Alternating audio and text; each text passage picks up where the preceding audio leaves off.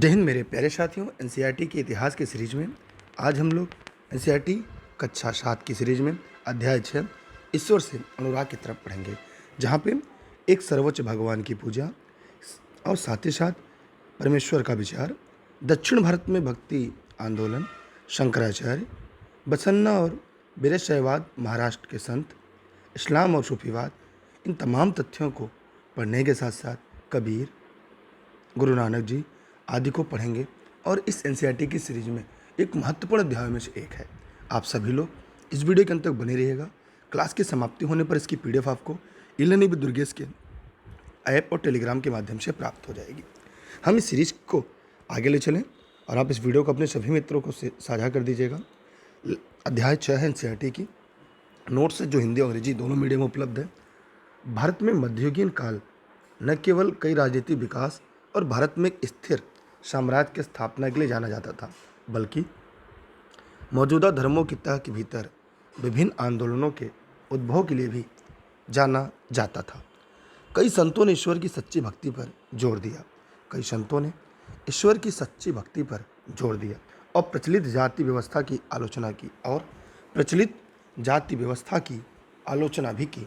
इस समय धार्मिक विकास मुख्यतः भक्ति और सूफी आंदोलन के द्वारा किए गए थे। ये काफ़ी इम्पोर्टेंट है। अगर मध्यकालीन भारत में देखा जाए तो यहाँ पर कई संतों ने ईश्वर की सच्ची भक्ति पर जोर दिया और प्रचलित जाति व्यवस्था की आलोचना की। इस समय के धार्मिक विकास भक्ति और सूफी आंदोलन द्वारा किए गए। अब हम लोग एक सर्वोच्च भगवान की पूजा, ये महत्वपूर्ण हेडिंग है एनसीईआरटी का, जो शॉर्ट में आपको उपलब्ध है। आप इसका भी नोट्स बना सकते हैं। प्राचीन काल में लोग अनेक देवी देवताओं की पूजा करते थे। हालांकि बड़े साम्राज्यों के गठन के बाद लोगों ने मृत्यु के बाद के जीवन पर विचार पर विश्वास करना शुरू कर दिया। वे जाति व्यवस्था में भी विश्वास करते थे। सभी लोगों ने समानता से वंचित करती थी, जो क्या करती थी, सभी लोगों को समानता से वंचित कर देती थी। आगे हम बात करें, बाद में कई लोगों ने इन धारणाओं का विरोध करना शुरू कर दिया और सामाजिक मतभेदों को दूर करने के लिए बौद्ध धर्म और जैन धर्म को स्वीकार कर लिया। और आगे चलकर देखते हैं कि बाद में कई लोगों ने इन धारणाओं का विरोध करना शुरू कर दिया और सामाजिक मतभेदों को दूर करने के लिए बौद्ध धर्म और जैन धर्म को क्या कर लिया, स्वीकार कर लिया। आगे हम देखेंगे कि फिर हम लोगों ने देखा कि लोगों का जो एक वर्ग सर्वोच्च ईश्वर के अस्तित्व में विश्वास करने लगा, जो उन्हें भक्ति के मार्ग के माध्यम से समाज में मौजूद असमानताओं से मुक्त कर सकता था। तो लोगों ने क्या का एक वर्ग जो था वो सर्वोच्च ईश्वर के अस्तित्व में विश्वास करने लगा। साथ ही साथ उन्हें भक्ति के मार्ग के माध्यम से समाज में मौजूद असमानताओं से मुक्त कर सकता था। 3 देवताओं शिव, विष्णु और दुर्गा की पूजा की जाने लगी, क्योंकि उन्हें सर्वोच्च देवता माना जाने लगा। ये घटनाक्रम भी पुराणों का हिस्सा बन गए। जबकि पुराणों ने समाज में पूजा के तरीकों के शुरुआत की, उन्होंने इस विचार पर भी जोर दिया कि एक व्यक्ति के माध्यम से अपनी जाति के बावजूद भगवान की कृपा प्राप्त कर सकता है। मतलब उन्होंने इस विचार पर भी जोर दिया था कि एक व्यक्ति भक्ति के माध्यम से अपनी जाति के बावजूद भगवान की कृपा प्राप्त कर सकता है। बाद में भक्ति का सिद्धांत इतना व्यापक हो गया, इसे जैनियों और बौद्धों ने भी अपनाया था। तो यहाँ पे काफ़ी महत्वपूर्ण यह है कि ये घटनाक्रम पुराणों का हिस्सा बन गया। जबकि पुराणों ने समाज में पूजा के तरीकों की शुरुआत की, उन्होंने इस पर विचार पर भी जोर दिया था कि एक व्यक्ति भक्ति के माध्यम से अपनी जाति के बावजूद भगवान की कृपा प्राप्त कर सकता है। बाद में भक्ति का यह सिद्धांत इतना व्यापक हो गया, इसे जैनियों ने भी स्वीकार किया। अब हम लोगों ने पढ़ा सर्वोच्च भगवान की पूजा, अब पढ़ेंगे एक सर्वोच्च भगवान की पूजा का कुछ और अंश। तो प्राचीन काल में लोग अनेक देवी देवताओं की पूजा करते थे। हालांकि बड़े साम्राज्यों के गठन के बाद लोगों ने मृत्यु के बाद के जीवन के विचार पर विश्वास करना शुरू कर दिया। वे जाति व्यवस्था में विश्वास करते थे, जो सभी लोगों को समानता से वंचित करती थी। कई लोगों ने धारणाओं का विरोध करना शुरू कर दिया और सामाजिक मतभेदों को दूर करने के लिए बौद्ध धर्म और जैन धर्म को स्वीकार किया। वही कॉपी पेस्ट है, मतलब टाइपिंग में थोड़ा सा एरर है, मतलब वही ऊपर वाला ही नीचे आ गया है। लोगों का एक सर्वोच्च ईश्वर के अस्तित्व में विश्वास करने लगा, जो उन्हें भक्ति के मार्ग के माध्यम से समाज में मौजूद असमानताओं से मुक्त करने लगा। यही कारण था इनको दो लोगों तक पहुंचने में, दूर दूर तक जाने में। अब यहाँ पर है 3 देवताओं शिव, विष्णु और दुर्गा की पूजा की जाने लगी, क्योंकि उन्हें सर्वोच्च देवता माना जाने लगा। ठीक है, तो यहाँ पर हम लोगों ने देखा कि ऊपर हम लोगों ने चीज़ों को पढ़ लिया तो वही चीज़ें दोबारा आ गई हैं। अब यहाँ पर हम देखेंगे परमेश्वर का विचार। अब परमेश्वर के विचार क्या, ये नोट्स की ही कॉपी है और नोट्स से ही तथ्यों को लाया गया है निचोड़ कर आपके लिए, ताकि कहीं कोई समस्या ना होने पाए। बड़े बड़े राज्यों के उदय होने से, यहाँ पर हम लोग देखेंगे तो बड़े बड़े राज्यों के उदय होने से पहले विभिन्न समूहों के लोग अपने अपने देवी देवताओं की पूजा करते थे। जब लोग विकास और व्यापार तथा साम्राज्य के माध्यम से एक साथ आगते गए, तब नए नए विचार विकसित होने लगे। यदि मनुष्य भक्ति भाव से परमेश्वर की शरण में जाए तो परमेश्वर भक्ति को इस संबंध से मुक्त कर सकता है। ठीक है, श्रीमद् भगवत गीता में व्यक्त यह विचार सामान्य सन ईस्वी सन की प्रारंभिक शताब्दियों में लोकप्रिय हो गया था। विशद धार्मिक अनुष्ठानों के माध्यम से शिव, विष्णु तथा दुर्गा को परम देवी देवता के रूप में पूजा जाने लगा। अब हम लोग पढ़ते हैं दक्षिण भारत में भक्ति आंदोलन। तो हम लोगों ने यहाँ पे देखा कि 7वीं शताब्दी में नयनार शिव के उपासक संत और अलवर जो विष्णु के उपासक संत थे। ये इंपॉर्टेंट है, यही पूछ लिया जाता है कि नयनार और अलवर में क्या अंतर है। के नेतृत्व में दक्षिण भारत में नए धार्मिक आंदोलन का उदय हुआ। इन दो धार्मिक आंदोलनों के लोगों भी पनार और प्लायर जैसी निचली जातियों के थे। ये बहुत इंपॉर्टेंट की पॉइंट है आप सभी साथियों के लिए, जो लोग भी सिलेक्शन चाहते हैं उसे, क्योंकि सरकारी नौकरी की जो सीढ़ी है वो एनसीईआरटी से होकर जाती है। तो यहाँ पे आपने देखा इन आंदोलनों के अनुयायियों ने बौद्ध धर्म और जैन धर्म की आलोचना की और जोर देकर कहा केवल शिव या विष्णु ही पूजा करने से ही मोक्ष का मार्ग प्राप्त हो सकता है। मतलब इन आंदोलन के जो अनुयायी थे उन्होंने ये कहा कि जैन बौद्ध धर्म की आलोचना की और कहा शिव और विष्णु की पूजा करने से मोक्ष मार्ग प्राप्त हो सकता है। उन्हें संगम साहित्य पर गर्व था। उन्होंने उन्हें भक्ति के मूल्यों के साथ मिश्रित किया।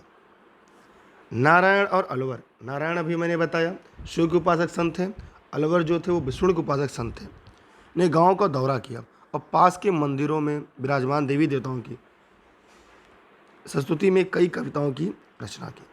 बाद में चोल और पांड्य राजाओं ने इन मंदिरों के चारों ओर मंदिर का निर्माण किया, जिससे भक्ति परंपरा और मंदिर पूजा के बीच संबंधों को और ही ज़्यादा मजबूत किया। चलते हैं हम और आगे। इसी समय आसपास नारायणों और अलवरों की जीवनी धार्मिक आत्मकथाएं रची जाने लगी। इन ग्रंथों का आज भक्ति परंपरा के इतिहास लिखने के स्रोतों के रूप में भी उपयोग किया जाता है। बहुत इंपॉर्टेंट है, इसकी स्क्रीनशॉट रख लीजिए और ऐसे कोशिश किया करिए, साथ में जो इंपॉर्टेंट लगे उससे नोट्स भी बनाते रहा करिए। शंकराचार्य अगर हम बात किया जाए तो शंकर भारत के सर्वाधिक प्रभावशाली दार्शनिकों में से एक थे शंकराचार्य जी, जिनका जन्म 8वीं शताब्दी के केरल में हुआ था।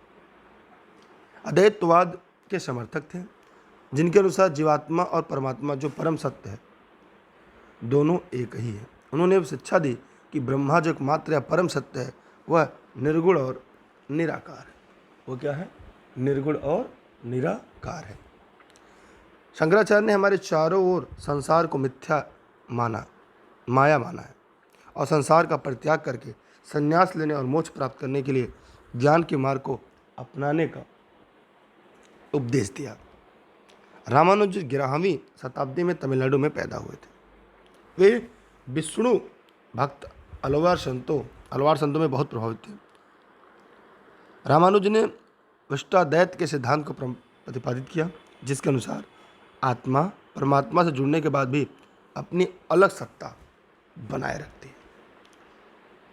काफ़ी महत्वपूर्ण था। अब आगे हम लोग बसवन्ना और बिरसैवाद और महाराष्ट्र के संतों के बारे में भी पढ़ेंगे। आप लोग वीडियो को शेयर कर दीजिएगा। अगर चैनल पर नए हैं तो सब्सक्राइब करके बेल आइकन दबा के रखिएगा। और ऑनलाइन नोट्स से संबंधित जानकारी जो भी चाहिए इस नंबर पर कॉल या व्हाट्सएप करके ले सकते हैं। यहाँ पे पीडीएफ में भी पूरे नोट्स उपलब्ध हो जाएंगे। मेरे द्वारा निःशुल्क क्लासेज होती है, जब भी मुझे मौका मिलता है हम आपके लिए निःशुल्क क्लास देशित में राष्ट्रित में लेके आ जाते हैं और ये एज एक प्लेटफॉर्म मिलने विद दुर्गेश के माध्यम से आप तक पहुँचा देते हैं। बसवन्ना का बिरसैवाद और महाराष्ट्र के संत, हम लोग पढ़ते हैं बसवन्ना का बिरसैवाद आंदोलन बसवन्ना और उनके साथियों जैसे अलमा प्रभु और अक्कम महादेवी द्वारा प्रतिपादित किया गया था। ये बहुत इंपॉर्टेंट लाइन है आप सभी के लिए।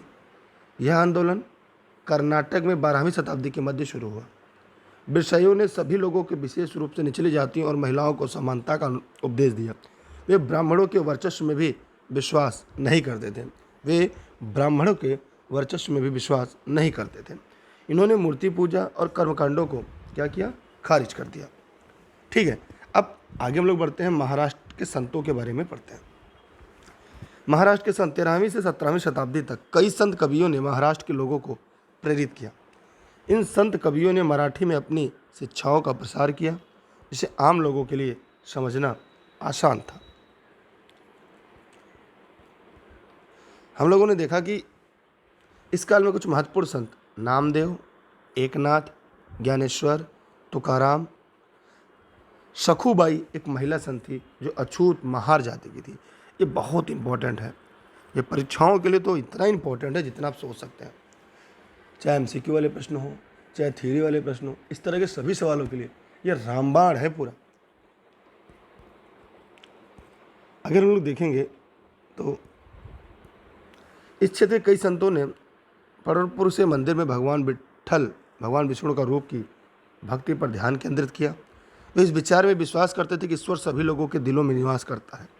महाराष्ट्र में संत कर्मकांड और जाति व्यवस्था में विश्वास नहीं करते थे। वे इस विचार में भी विश्वास नहीं करते थे कि मोक्ष पाने के लिए संसार का त्याग करना चाहिए। उनके अनुसार परिवार के साथ रहकर भी मोक्ष को प्राप्त किया जा सकता है। आगे बढ़ेंगे हम लोग तथ्यों के साथ।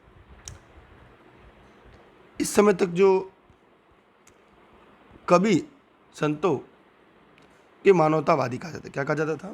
ये सभी जो इस समय के कवि संतों को मानवतावादी कहा जाता था, क्योंकि वे अन्य लोगों के दर्द दुखों को साझा करने में विश्वास करते थे। वीरशैववाद और महाराष्ट्र के संतों के अलावा भारत में कई अन्य धार्मिक समूहों ने सरल भाषा और तार्किक तर्कों का उपयोग करके जाति व्यवस्था अनुष्ठानों की आलोचना की। ये समूह नागपंथी, सिद्धाचार और योगी ने लोगों के सांसारिक सुखों को त्यागने के लिए कहा, क्योंकि मोक्ष का मार्ग परम वास्तविकता के साथ एकता के माध्यम से प्राप्त किया जा सकता है, जो केवल योगासन, श्वास अभ्यास और मध्यस्थता से ही संभव है। ये समूह निचली जाति के लोगों के बीच अधिक लोकप्रिय हो गए। आगे हम लोग देखेंगे इस्लाम और सूफीवाद। संतों और सूफियों में बहुत अधिक समानता थी। यहाँ तक कि यह भी माना जाता था कि इन्होंने आपस में कई विचारों का आदान प्रदान किया है, उन्हें अपनाया। सूफी मुसलमान रहस्यवादी थे। वे धर्म के बाहरी आडंबरों को अस्वीकार करते हुए ईश्वर के प्रति और भक्ति तथा सभी मनुष्यों के प्रति दया भाव रखने पर बल देते थे। संतों सूफियों में बहुत अधिक समानता थी। यहाँ तक कि यह भी माना जाता था कि उन्होंने आपस में कई विचारों का आदान प्रदान भी किया है। सूफी मुसलमान रहस्यवादी थे। वे धर्म के बाहरी आडंबरों का स्वीकार करते हुए ईश्वर के प्रति भक्ति और सभी मनुष्यों के प्रति दया भाव पर बल देते थे। इस्लाम ने एकस्वरवाद यानी एक अल्लाह के प्रति पूर्ण समर्पण का दृढ़ता से प्रचार किया। 8वीं और 9वीं शताब्दी में धार्मिक विद्वानों ने पवित्र कानून शरिया इस्लामिक धर्मशास्त्र के विभिन्न पहलुओं को विकसित किया। इस्लाम धीरे धीरे और जटिल होता गया, जबकि सूफियों ने एक अलग रास्ता दिखाया जो ईश्वर के प्रति व्यक्तिगत समर्पण पर बल दिया। सूफी लोगों ने मुस्लिम धार्मिक विद्वानों द्वारा निर्धारित विशुद्ध कर्मकांड और आचार संहिता को बहुत हद तक अस्वीकार कर दिया। ठीक है, अब हम लोग और देखते हैं कि वे ईश्वर के साथ ठीक इस प्रकार से जुड़े रहना चाहते थे।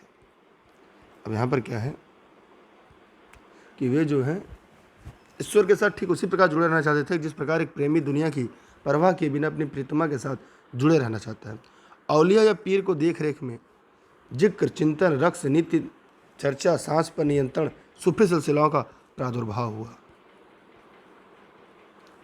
11वीं शताब्दी में अनेक सूफी ने जन्म मध्य एशिया से आकर हिंदुस्तान में बसने लगे थे, जैसे अजमेर के ख्वाजा मोइनुद्दीन, दिल्ली के कुतुबुद्दीन बख्तियार काकी, पंजाब के बाबा फरीद, दिल्ली के ख्वाजा नियामुद्दीन औलिया, गुलबर्ग के बंदा नवाज गिसो दराज। तो ये इम्पॉर्टेंट है, ये पूछ लिया जाता है कि मिलान करने के लिए। ठीक। अजमेर कौन है? ख्वाजा मोइनुद्दीन चिश्ती। दिल्ली के कुतुबुद्दीन बख्तियार काकी। पंजाब के बाबा फरीद। दिल्ली के ख्वाजा निजामुद्दीन औलिया। और गुलबर्ग के बदानवाज गिसो दराज। तो ये भी प्रश्न आपकी परीक्षा में पूछे थे कई बार, मिलान करने के लिए कूट के रूप में या थियरी के रूप में भी यहाँ से पूछ लिया जाता है। इसलिए इन तथ्यों को भी आपको पढ़ना, समझना और याद करना है। देखिए, उत्तर भारत में धार्मिक विकास। उत्तर भारत में धार्मिक विकास 13वीं शताब्दी के बाद उत्तर भारत में धार्मिक विकास का एक नया रूप देखा गया। कई नए संतों ने लोगों को सरल भाषा में अपनी शिक्षाओं का प्रचार किया, समाज के हर वर्ग के लोगों को प्रभावित किया। इन संतों ने विविध विचारों का प्रचार किया, जबकि कबीर और गुरु नानक जैसे संतों ने सभी धर्मों के मौजूद रूढ़िवाद के तत्व को खारिज कर दिया। तुलसीदास और सूरदास ने मौजूदा मान्यताओं और प्रथाओं को स्वीकार कर दिया, अस्वीकार कर दिया। कबीर, गुरु नानक जैसे संतों ने सभी धर्मों में मौजूद रूढ़िवादी तत्वों को खारिज कर दिया। तुलसीदास, सूरदास मौजूदा मान्यताओं प्रथाओं को भी अस्वीकार कर दिया। भगवान राम के भक्त तुलसीदास ने अवधी भाषा में रामचरितमानस की रचना की। दूसरी, सूरदास ने भगवान कृष्ण की पूजा की, सूरसागर और सूर सरवल्ली जैसे प्रसिद्ध साहित्य कृतियों की रचना की। यह भी पूछा जाता है। ठीक है, रामचरितमानस किस भाषा में है? तो अवधी भाषा में है।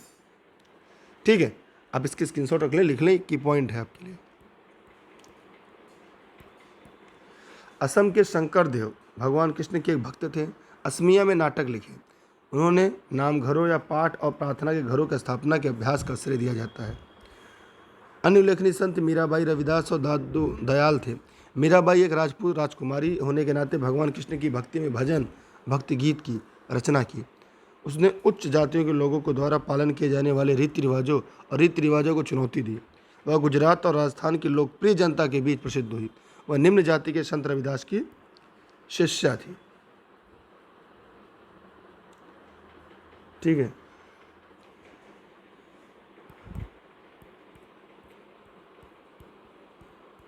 अब आगे हम लोग देखेंगे कि अधिकांश संतों की रचनाएं क्षेत्रीय भाषाओं में रची गई थी और लोगों द्वारा आसानी से समझी जा सकती थी।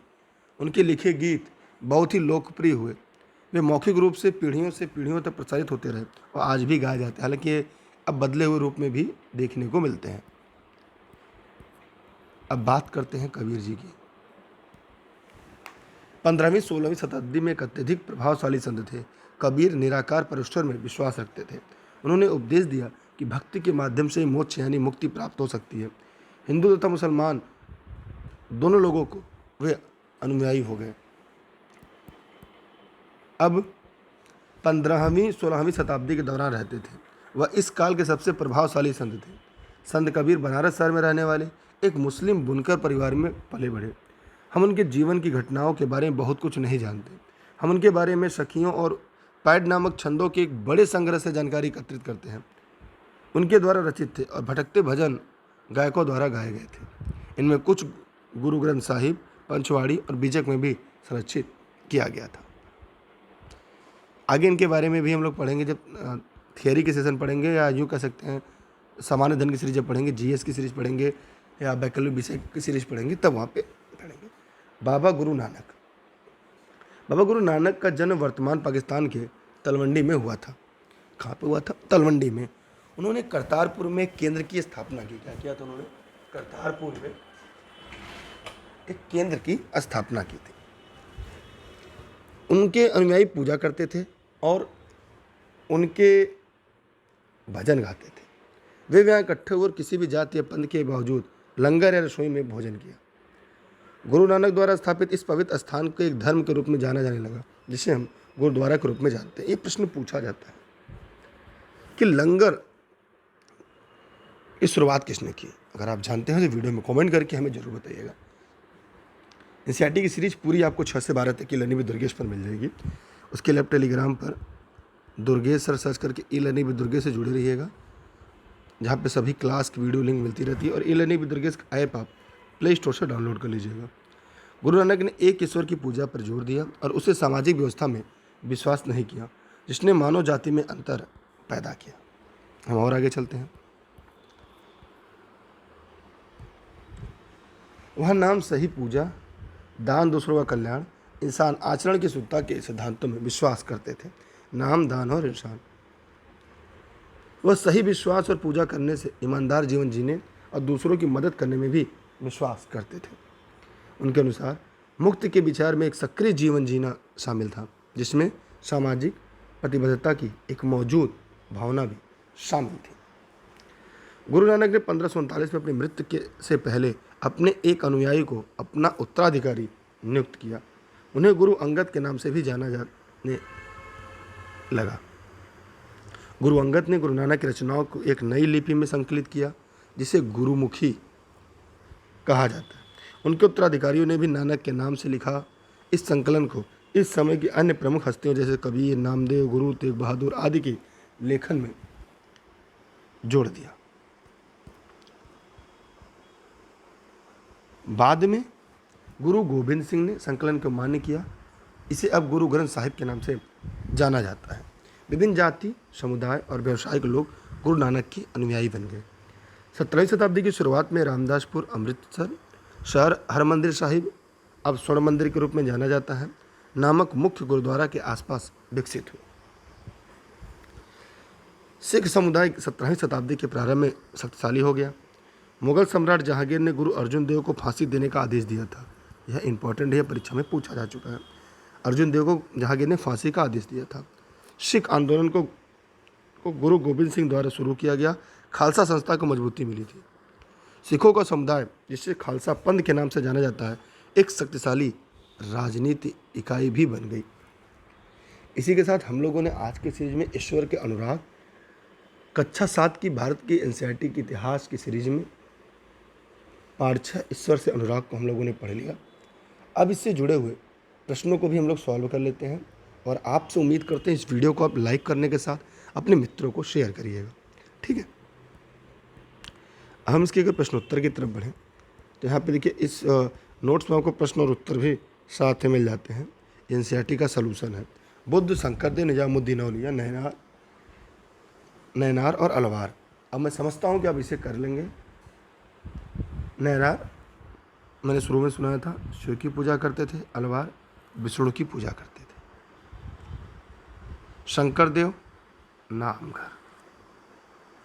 ठीक, अब बुद्ध जी के बारे में इन्होंने सामाजिक अंतरों पर सवाल उठाए। निजामुद्दीन औलिया एक सूफी संत थे।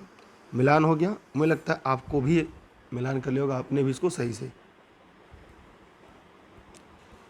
अब रिक्त स्थान यहाँ पे बनना है।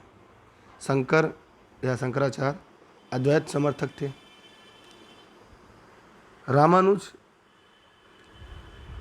अलवार के द्वारा प्रभावित थे। यहाँ पर क्या है, बसन्नो और अल्लामा प्रभु और अक्का देवी जो थी वो विश्व मत के समर्थक थे। तो ये भी ऊपर था और हम लोगों ने इसे पढ़ा था। ठीक है, अक्कम महादेवी जो थी उनके। महाराष्ट्र में भक्ति परंपरा का एक महत्वपूर्ण केंद्र कहाँ था, यह आप लोगों ने आज पढ़ा। तो पढ़नपुर जो था। तो यहाँ पे इसका सलूशन भी है, आप इसे देख सकते हैं। अगला प्रश्न नंबर है आपके सामने तीसरा। कह रहा है नाम पंथियों के सिद्धों और योगियों के विश्वास और आचार व्यवहार का वर्णन करें। तो आप लोगों ने इसको पढ़ा है तो आसानी से कर पा रहे हैं। इस काल में अनेक ऐसे धार्मिक समूह भरे जिन्होंने साधारण तर्क वितर्क का सहारा लेकर रूढ़िवादी धर्म के कर्मकांडों और अन्य बनावटी पहलुओं तथा समाज व्यवस्था की आलोचना की।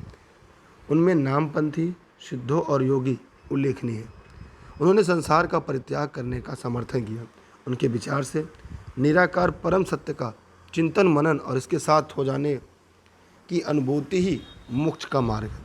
इसके लिए उन्होंने योगासन, प्राणायाम, चिंतन मनन जैसी क्रियाओं के माध्यम से मन एवं शरीर को कठोर प्रशिक्षण देने की आवश्यकता पर बल दिया।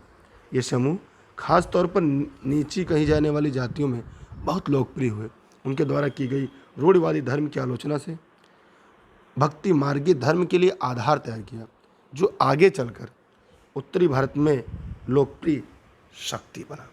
एक सवाल है, कबीर द्वारा अभिव्यक्ति प्रमुख विचार क्या थे? उन्होंने इस विचारों को कैसे अभिव्यक्त किया?